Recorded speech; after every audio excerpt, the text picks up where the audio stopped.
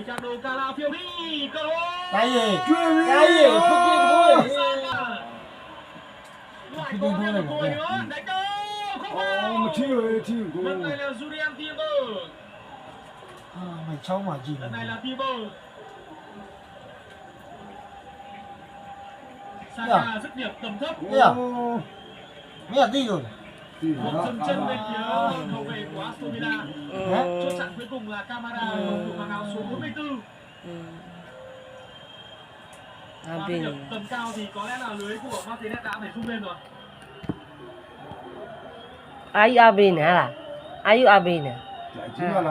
Ai biết đấy. Ai biết đấy. Cực kỳ vất vả đối với hàng phòng ngự bên phía đội của Aston Villa. đưa ra. Shit đấy nè, tôi Abin. Đi ra về đi.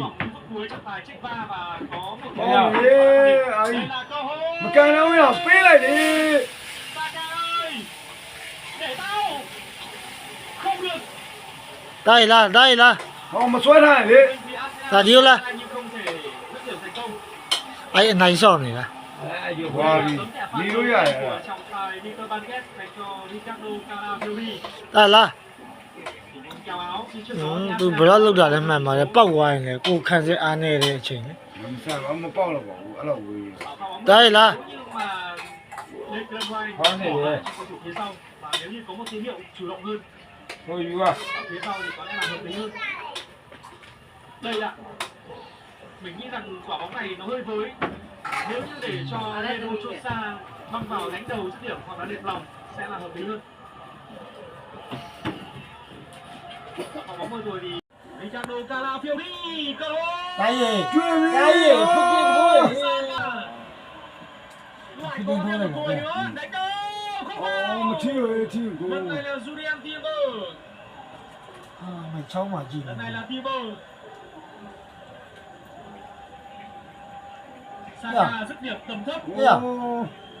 Mẹ đi rồi. Một dừng chân về phía hậu vệ của Aston Villa. Chốt chặn cuối cùng là Kamara, cầu thủ mang áo số 44.